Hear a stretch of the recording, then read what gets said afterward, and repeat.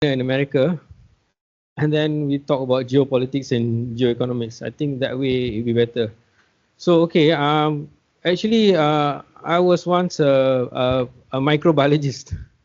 During the Asian financial crisis, I was working in the lab at Subanjaya Medical Center. So every day I have to examine urine, blood, and all that. Okay, but I stay in Bukit Damansara, my parents' house, and the same road with Anwar Ibrahim. So I was very concerned what's going on. Suddenly I find it so difficult to go back. There are so many roadblocks. Police asking me, oh, what are you doing? I'm going back home, right? So suddenly the country, like, I don't know, it almost like went haywire, right? There was, and so I was wondering what was going on. Right? I said, okay, I don't want to spend the rest of my life in a lab. And those days working in the lab was not fun. Nowadays, if you ask me, I would like to go back to the lab. Those days, it was manual, it was tedious. If you work in the lab, you have to fax the results and so on. You have to do everything. I have to make my own media, I have to wash. Nowadays, you have disposable and that. Okay, so I went, because I was at ITM, the system was rigid. So when I went back to ITM, I can only do management. So I did management, and then I worked at Tai Tong Fung, Great Eastern for a while, management trainee. And then I worked at Mbank. I said, no, I want to do more. So I went, my sister helped me to get to Australia. So I enrolled, initially I wanted to do finance, but then coming from microbiology and management, so I ended up doing political economy, which is more description and so on and so forth. And so that's how I made the graduate. And when I came back, I got a job with the Malaysian Institute of Economic Research. All of them were quants there. They were all number crunchers. So I was the only one who was trained in this. But I learned on the job for 12 years, and then and that's how I began to appreciate, including modeling. And so I was talking to Dr. Sia. We have techniques like CGE, competitive general equilibrium, DSGE, and so on and so forth. But I was always interested in this, aside from Anwar being my neighbor, because my late father was a diplomat. So I was born in Saudi Arabia. My middle IC digits is 77. I was born in Saudi Arabia. And then for the first 12 years of my life, I was overseas. I was in international school and all that. But the government instruction was that you have to send back your children to MRSM. Because the fear is that we would be a guaylo, you know. And I have friends who did not go back to, they can't speak proper Malay, or they are not even not like Malaysian. They don't understand local cultures, Islamic. So I was sent back, put in MRSM. So MRSM, but I spoke broken Malay then, but because my classmates were rural Malays, then I mastered. I excel, but because I excel, I was asked to do medicine locally at UCAM. Those days you had quotas. You have quotas. You had to become engineer and all that. So that from medicine I switched. I went to ITM. I can't do law and all that. That's how I did microbiology. So that's a bit about me. Okay.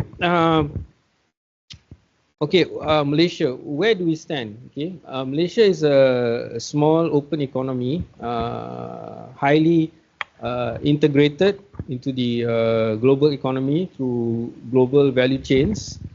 However, I think that was a presentation I did last year. You can see we don't do a lot of value addition.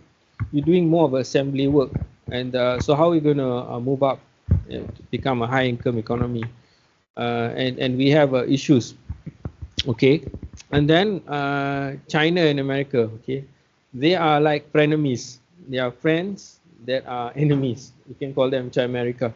So initially they started out as they started out cooperating, maybe because they wanted to contain the Soviet Union, and so Dr. Henry Kissinger established relations with China through ping pong diplomacy. They use ping pong to engage, and so that's how the relationship between China and United States developed. And then United States opened its top universities to students from China and so on and so forth. So that was the cooperation part. Then they started competing against each other, and now they are probably confronting each other. It's gone to that stage, and I hope there won't be any conflicts. So this is where the geopolitics and geoeconomics come in.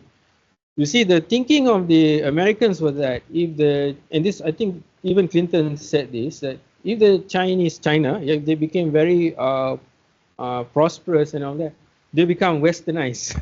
They will adopt Western values, and that was their assumption. But that didn't really work out, because those days, the only prominent Chinese they knew were Mao Zedong, or Dr. Sun Yat-sen, or Lee Kuan Yew. And they fell in love with Lee Kuan Yew. And you can hear in Lee Kuan Yew's interviews. So when he goes to the West, so they say, Sun Yat-sen, no, Mao Zedong, no, Lee Kuan Yew. And they say, oh, this is the kind of Chinaman that we want. Okay, but Lee Kuan Yew is the father of modern China. You know why? And this is another interesting thing. In 1978, after Chairman Mao passed away, there was aftermath of a cultural revolution and all of that. So Deng Xiaoping was a very wise man. He said it doesn't matter if the cat is white or black, if it catches mouse, it's a very good cat. And he's from Sichuan province. So he decided to tour Southeast Asia. He came to Thailand, Singapore, and Malaysia. And he was shocked, because in his mind, how come landless descendants of landless peasants do so well? So then he started to talk to Lee Kuan Yew, and that was a big insight, you know. And Lee Kuan Yew is a very wise man also. So he said to Deng Xiaoping, you know, if you were born in Singapore, you will surely become the leader of Singapore. But if I was born in China, I could not even achieve of what half we are achieving. Because if I went up the pole, people would have pulled me down, the greasy pole, so to speak. So from then on, Mr. Deng wanted to learn from Mr. Lee Kuan Yew. So Mr. Lee Kuan Yew said, number one, you must stop broadcasting the Chinese propaganda, because Southeast Asian governments don't like it and they don't trust you. Okay, and Deng said, give me time. Okay, after 2 years, he stopped. And then, how do China learn from Singapore? They sent his deputy. What was his deputy's name? Sorry. I forget. He will come back. So they sent his deputy to China to teach the Chinese. So what they did is they established these industrial zones. The strategy was to export and keep in Dr. 𝐁𝐥𝐤. Yes. So they sent Dr. 𝐁𝐥𝐤 to China. You see, the leaders of Singapore, they are very interesting. They are usually half Hakka and half Peranakan. I noticed Mr. Lee Kuan Yew, Mr. 𝐁𝐥𝐤, they all are like that. So you can say the man who revolutionized China was Lee Kuan Yew. Of course, Deng Xiaoping invited him and wanted to learn, and they had Dr. 𝐁𝐥𝐤 go there. So that was the beginning of the takeoff of China. And they followed Lee Kuan Yew's advice. They exported and they kept in US dollars. And soon they were convinced to join the WTO. And the Americans lobbied hard too. They say if China joined the WTO in 2001, they will become more prosperous and all that kind of argument. But China had other ideas. And anyway, the leadership of China changed. Mr. Deng Xiaoping's reforms almost stalled after the Tiananmen massacre. After the Tiananmen massacre, there was a big turn back, and what Mr. Deng did was he took a train and traveled all over China and convinced people that this is the way forward, because they was going to turn back to hardcore communism, but that didn't happen. And then there was a transition. Hong Kong came back under Chinese rule and so on. There was a change in leadership, Hu Jintao and all of that. So the dramatic change took place when the current leader ascended. What's his name? Xi Jinping. Okay, so when okay, so this is it relate to. I'm just giving a background. You can do more about. I mean, all all a lot of what I want to say is in my newspaper articles, and more are coming out actually, and I've submitted, and there'll be a flow. So basically, when Mr. Uh, what's his name? Xi Jinping came to power, China was more aggressive, more confident, more assertive. More assertive, that's the word to use, not more assertive. So in 2013, he talked about China's Malacca dilemma. You see, the Malacca Strait is a very important waterway, can be a choke point, and it especially transporting oil and gas to the Far East. And you know, China is the second largest economy, and I think they have to import 80% of their oil reserves. And Korea is the 10th largest economy, and Japan is the third largest economy. So all of them, they require the to pass through the Straits of Malacca, and this is where I say geography is destiny. Okay, and so Xi Jinping was worried if anything happened at the Malacca Strait, yeah, and so he called it China's Malacca dilemma. And it's around that time that he proposed the One Belt and One Road initiative, which I think you all know. Okay, so that's the Straits of Malacca. More recently, the Red Sea and Straits of Hormuz. But okay, so part of the China strategy is that if there's any conflict or whatever, and in case China gets locked out of the Strait of Malacca, so they have this port in Pakistan called Gouda Port, and that goes straight to Xinjiang province, travels through Pakistan. There's supposed to be a China-Pakistan economic corridor. And they have another deep sea port in Myanmar, in Rakhine State. I don't know how to pronounce it. It's 𝐤𝐷 or something like that. KYAUP something. Okay, so that's a port. Okay, and then where will that go? That will go to Kunming. So in the event of a blockade, China can transport its oil, which it needs badly, through these things. And then you also have the Segenting Kera, that which they propose, which they propose to build a land canal through. So these are among the things that they had in mind to overcome the Malacca Strait dilemma. Of course, another possibility is to go through the Sunda Strait. The Sunda Strait is that strait between Sumatra and Java. That's also possible, but in case they get locked out. So all these things were in their mind. Now, okay, now the most recent event we have is the Gaza war, right? And this is again is very strange.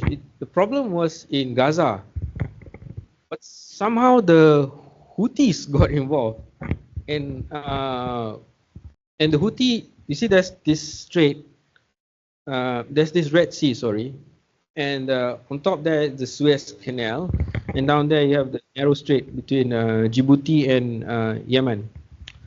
So Djibouti is one of those countries that the colonialists created.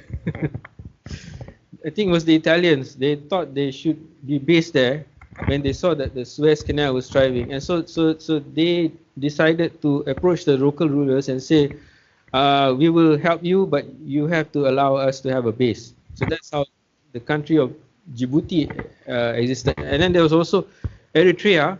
Eritrea and Ethiopia is complicated. They were once together and now they are no longer together, but Eritrea is a destroyed country now. They have been more than 2 decades. It was once part of, that's the other part of the Red Sea. I'm sorry, I don't have any diagrams. I'm not good at drawing diagrams. That's why I suggested that you watch some of the videos. Then maybe you can picture all of this. So where was I? Okay, so this thing about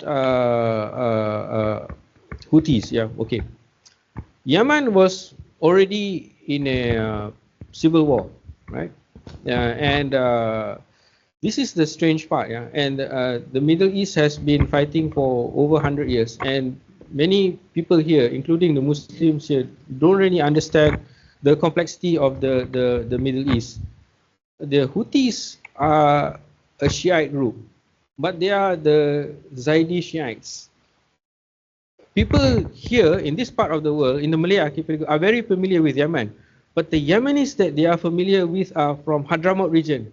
And you find their names in Singapore, Al-Sagof, Al-Kaf and all that. They are all from that part. They are Sunnis like us, and their practice and all that. All those Habibs singing Ya Hanana and all that, they are from that part of Yemen. But they are not from, people here are not familiar with the Houthis. And these Houthis existed probably about 100 or 200 years after Prophet Muhammad. The one in Iran, they are called 12 Shiites. They are actually very different from the 5 Shiites, from the Zaidi Shiites, which the Houthis are.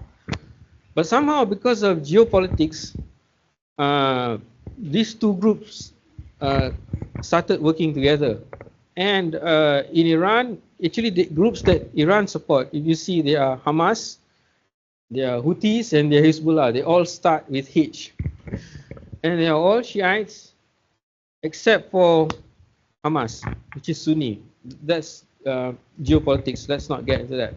So, the importance is that this Red Sea, when the Houthis started attacking, it's because of the Palestinian cause and nothing else. But the problem is the Red Sea. A lot of traffic flows through it, oil from to the Middle East, and also goods.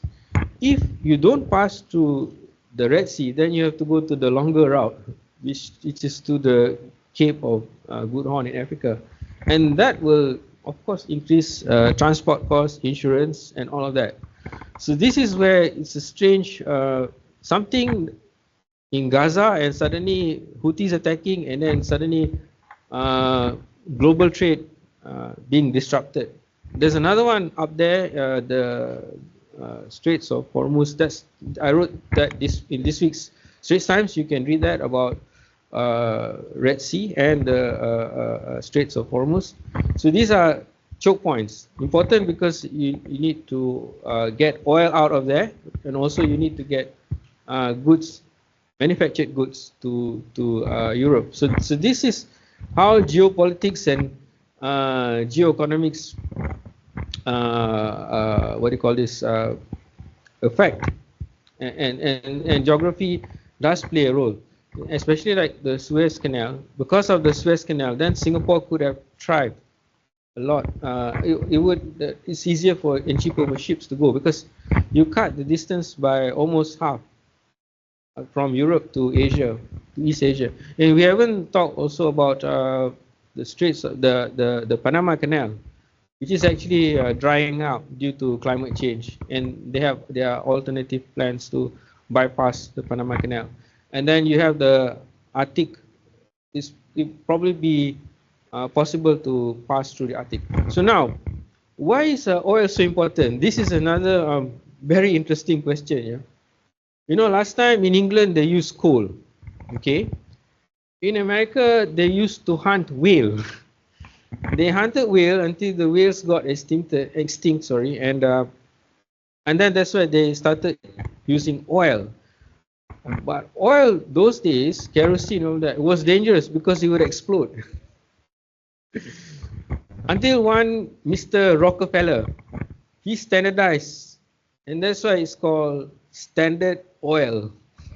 You see, all the American companies are Standard Oil because Mr. Rockefeller standardized the process. And during World War I, they realized that oil was the thing to use, not coal.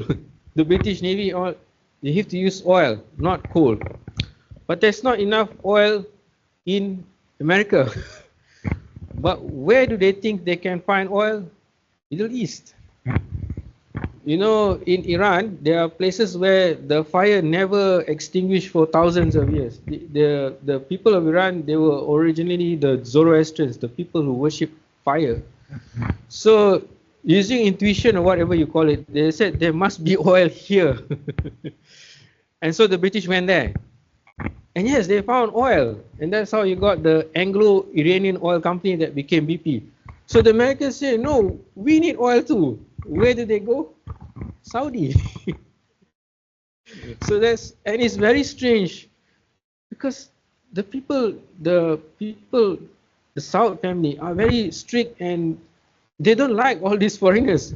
But you see, there was a global financial crash, Great Depression, you know, 1929. Suddenly, not many people went for Hajj, and the kingdom of Saudi Arabia just formed, and they didn't have money. So they said to the Americans, okay, you can drill for oil. And they found oil, and suddenly the Saudis became very rich overnight. So these are very strange events, but it happened, and it shaped our world all these years later. So that is just an introduction. There's more to talk about. I think I'll stop here. Is it okay, or do you want to hear more? No, yeah, we have a few questions. So I think I'll stop here.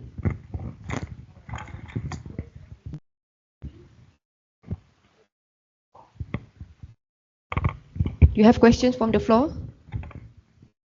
Okay, I have a question. I think during the you gave me the title, right? Yeah. So there are black swan events. Yeah, okay. And you give some handouts about grey rhino. And can you explain to the students? Okay, yeah, right, sure, okay.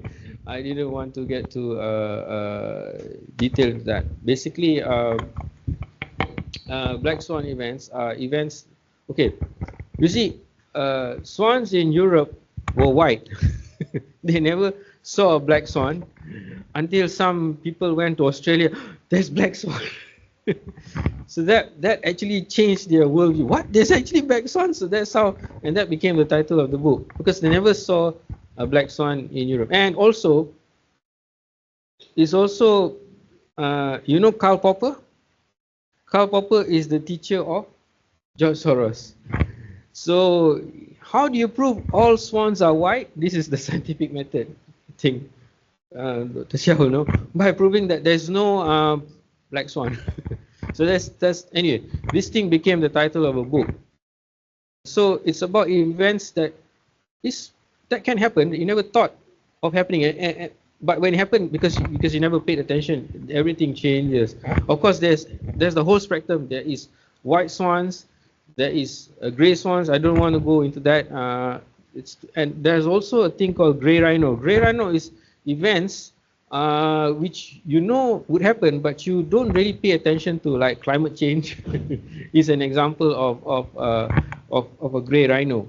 Now, so that's how we got the thing. So inside Nicholas, who wrote that book, Black Swan. So he talked about the chicken or the rooster and the farmer. So the rooster may have heard all sorts of stories about the farmer, but to him they are the best people in the world. They feed the rooster and they guard him for 1,000 days.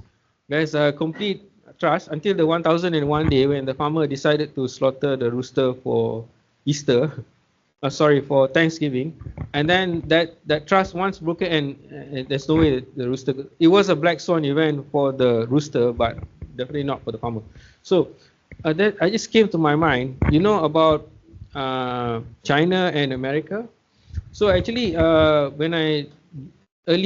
before 2010, so I always ask these people, do you think America can force a Plaza Accord on China? No, I don't think they can, and they can never. You see, America had a trade problem with Japan. Okay, and last time everybody said that Japan would buy up America, but in 1985, Americans forced the Japanese to appreciate their currency. It's called the Plaza Accord because it happened at a hotel called Plaza in US. Okay, so overnight the Japanese currency became more stronger. But because of that, they also shifted operations to Southeast Asia to offset the cost. And so, but Japan being defeated by the Americans will comply to what the Americans want. The Chinese will never do that. They can never have a Plaza Accord. And in fact, China has had 1 century of humiliation. So there's no way they will ever do that. So I always ask people, do you think Americans can force a Plaza Accord? This was my favorite question. But after that, when Xi Jinping came to power and the Malacca Agreement, he mentioned about it was clear that the two are beginning to confront each other. Yeah, sorry. Yes. All right. There's also that I read your handouts, right? Because I also give some. So for those who haven't had the handouts for Puan Salizatu's class and Puan Robasha, I will email you guys. Okay. So what is Grey Rhino? Yeah, they would like to know Grey Rhino. That Grey Rhino is an event which will happen, but you don't really pay much attention to. Example is climate change. You know it will happen, right? But you don't really pay much attention. That is a Grey Rhino. So I don't know why they choose this term. Okay, we know about swans, but I don't know why they choose about rhino. And okay, so now I realize that I'm talking here. By the way, there are other people who are also doing public policy in Malaysia. They have a master's at I think they also teach this at Unirazak. So I have been to Unirazak and I've been to So when after talking for a while, I realized that these are the other people who are doing this. Yeah, okay. This is another thing interesting about COVID. I asked whether it is zoonosis. Zoonosis means whether the thing no, it is zoonosis. Sorry, it is zoonosis. It is zoonosis. That means that the virus jumps species from animals to humans, and this is becoming increasingly common because we are clearing natural habitat and also because of exotic appetite and all that. Also, viruses mutate. That's why you have that video where Bill Gates predicted that there will be a pandemic. Not that he created COVID, but yes, I have a friend at Universiti Putra, Professor Zamri, virologist. He also predicted that there will be a pandemic, but he couldn't tell you when. But he predicted, yes, there will be. His lecture was in 2017, 28. He said there will be a pandemic, but when you ask him when, tak tahu. So you can consider that maybe as a grey rhino too. mesti boleh jadi, tapi tak tahu bila. Yeah, because we are encroaching into natural habitat and all of that, right? And it's bound to jump species. So yeah, they are not in us. So when they jump to us, they will cause a lot of problem. That is. I asked the same question in the previous classroom forum on BRICS. Okay, can. Our Prime Minister yang Datuk Seri Anwar Ibrahim has announced that Malaysia will join BRICS. For your information, students, BRICS are I think Brazil, terror orang Russia, China, South Africa. My student lagi terror. Okay. So BRICS, do you think BRICS will benefit Malaysia? Yeah, it's a good question because I also wrote and I said Indonesia tak mau join BRICS, Indonesia join OECD. Singapore pun tak mau join BRICS. So it's a very good question now. You see, BRICS, you know how the BRICS name come about? As a Goldman Sachs economist in 2001, so he said, okay, these are the emerging markets: Brazil, Russia, India, China, no South Africa. He said this will good growth potential. So he made the term BRIC. That's all. But suddenly, I don't know why, and then suddenly this thing they decided to make into a grouping. But you see, the members of BRICS is so different, and I don't know how they're going to actually do anything aside from talk, because number one, India and China, they go to war. They're still fighting. In 2010 also they fight, and then TikTok banned in India. And India and China tangam. That's a That's a major problem. How are you going to have a currency if you cannot tanggap? And the other thing is that right now, about 2/3 of the economic activity in BRICS is from China. So if you're going to have a common currency, how? How are you going to have a common currency? You'll be in China's favor. You'll be something like Germany, right? So that's the main thing. Aside from that, Russia is best friends with China because they're cut off from the international financial system. So they are best friends with China, but they're also good friends with India from last time, from Nehru and Soviet Union times, right? So yes, Russia has a lot of Chinese yuan and Indian rupees. And last time China was learning from Russia, but now Russia is learning from China. Very interesting situation. Okay, South Africa has a very high unemployment problem. What, 40%? Infrastructure. Brazil. So how I don't know how there's potential. There's potential. People talk about de-dollarization, all that. Potential if Saudi join, right? If Saudi decided to sell their oil, but right now what I think is more likely is this bilateral agreement rather than country to country, and I don't know how you're going to develop a common currency. Can I say in terms of geography, the Brazil represent the South America. Can. Then the China is Southeast Asia together with India, and Russia is the other side.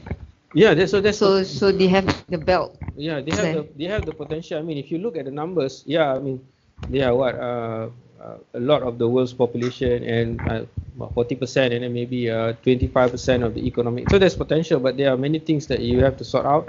So it won't take off so easily, and then they have to sort out many issues. I don't know how they're going to develop a common currency unless you have a central bank agreement and all that, but it will be a good talk shop. You have the New Development Bank and all that, which is supposed to rival the World Bank and the Asian Development Bank. But in terms of lending, still it's not as much as the World Bank and all that. So it's work in progress. More countries are joining it, but there are things that this BRICS is not the same as the non-aligned movement. That is another thing altogether. So there are many issues. This thing will also relate to de-dollarization. It can happen, but it will take a long time, and there are many issues. And I think some of the slides are there. Yeah. Do you think this is to challenge the European community, or I don't know, NATO? G7. Is it to challenge G7? G7 can talk lah, but actually you see in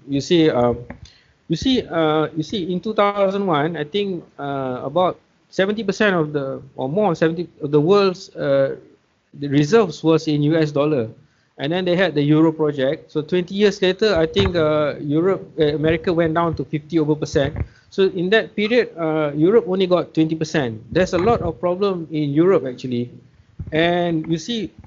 This is the thing, it was in Farid Zakaria. After the global financial crisis of 2008-2009, so actually America became stronger and Europe became more weaker. They have a lot of laws and they are pro-labor and all of that, and they are actually getting poorer than United States. I mean, the companies are very strong. Forget about Americans. And you look at Britain, what mess it is in, right? So Europe is in reverse gear. In fact, with all this Euro project and all that. So that's the thing, and that's when you have a common currency or that. So there are many things that you have to look into. Yeah, and even tech companies, the Americans lead compared to the Europeans. Have you heard of a European Samsung or European Google or what? No, right? But the best European brains may be working in America lah. Yeah, granted. Yeah.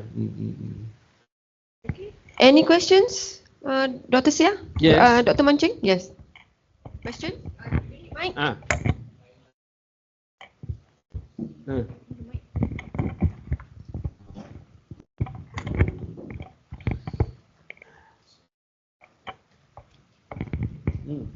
There's speculation that China is stocking up on resources and might wage war on Taiwan, as they are quite big in a tech company, Taiwan. So what do you think that would apply to our economics and politics side? Because recently Turkey also had a diplomatic kind of agreement with China, I think recently. So I believe Turkey is kind of a strategic place and their military is quite canggih, I would say. So how do you think that if and so they try to take over Taiwan, how would it affect us also? I don't think China will invade Taiwan. You know what? You know what China's biggest deficit is with? Yes. China punya deficit paling besar dengan mana? Dengan Taiwan. Ya, dengan Taiwan. Defisit paling besar China dengan Taiwan. Saudi mungkin nombor 5. So actually they are very intertwined in terms of trade and all that. I don't think they will fight. Tapi they will acah, yes lah. It's good drama. I don't think so. I don't know how they're going to resolve it because of course China will always say Taiwan is part of China. But you know, the Americans, they're very good because they got everyone against China. They got the Japanese against China, they got Korea against China, they got Vietnam against China, they got Philippines against China. So, and they got all this. And so, but China is its strategy, it's got the string of pearls bases. India has got its necklace of diamonds. America has got its first line of islands, second line of islands. So they're all interlocked in some kind of a confrontation maneuver. And I think everyone is very careful. It's like a game of chess. They're going to see who do what.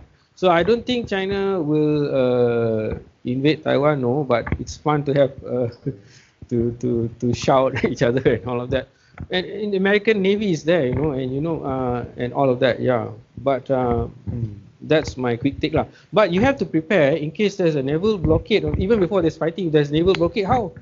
Because China is very vulnerable, right? Yeah, they need oil, all that, which is why they have the Malacca dilemma, which is why they have to build the port in Pakistan, in Myanmar, and then now the land bridge. In case, before fighting, also they will already be cut off, right? The sea lanes and all that, right? So that's why they have to be prepared lah, because they can be cut off resources habis lah.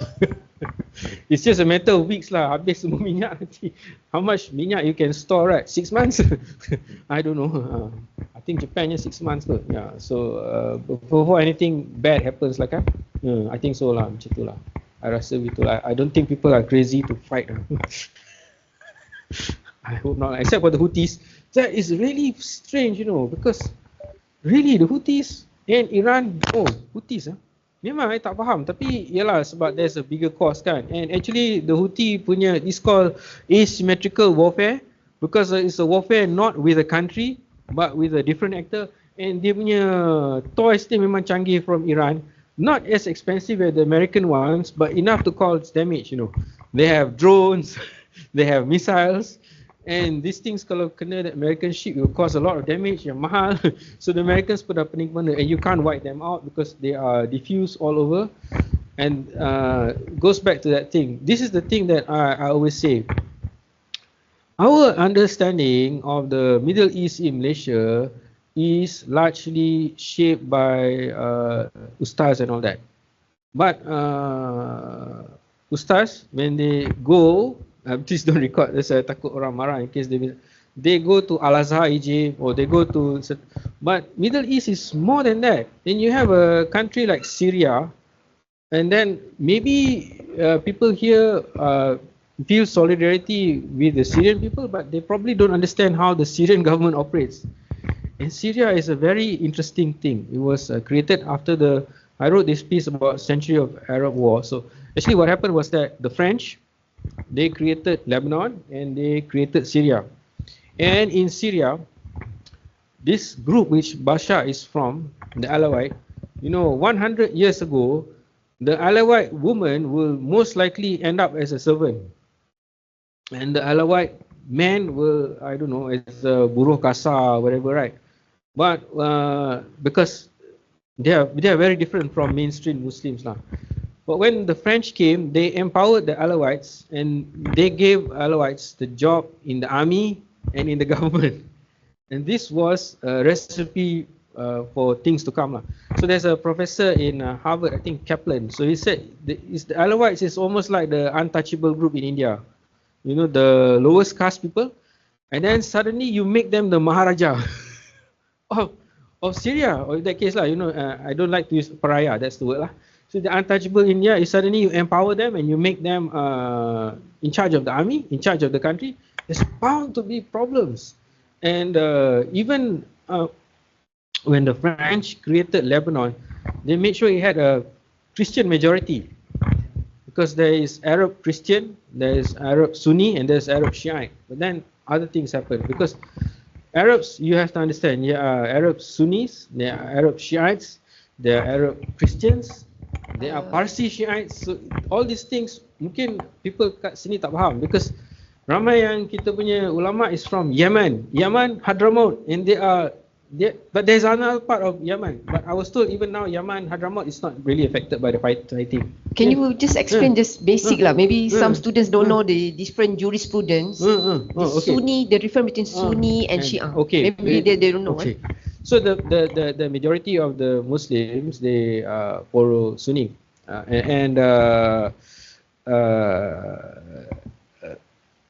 but there is a smaller group.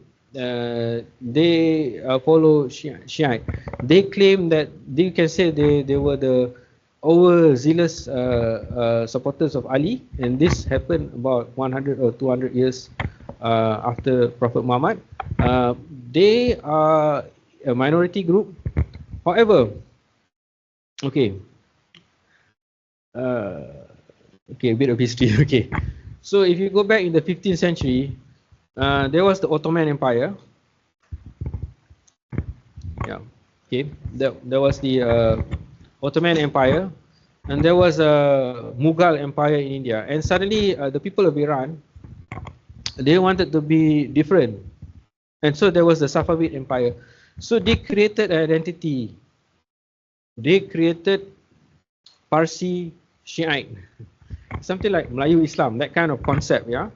So they created this Safavid Empire, and so there was some kind of forceful conversion, and that's the beginning of the modern Sunni Shiite. They didn't really fight, but it was sow the seeds for future problem. But the one in Yemen, they existed for a very long time, and they belong to the Zaydi Shiite, and they stopped. They have 5 imams. The one in Iran have 12 imams. The thing is that those who believe in the 12 imam believe that at the end of the times, the 12 imam will reappear, and people like Khomeini said, so we have to establish the caliphate. So that's the thing. That's the thing about Shiites, yeah. And that's why people here they are controlling all of this, because they don't want, because people here have belonged to one school of thought, and they're very peaceful, so they don't want all these problems. I'll stop there. Students, any more questions? Do we have Logis, you want to check any questions from the Microsoft team members? Yeah, Mr. Lee Kuan Yew is the father of modern China. I always say you that. hold on there. You check from the online attendees. Any questions from the online attendees? Cuba tanya in the chat dulu. Tak ada? No questions? Okay. Alright. So some of the materials can you access those online Google articles? Google alright. So those ones. I got question. Yeah, sure. Okay. What's the question pula?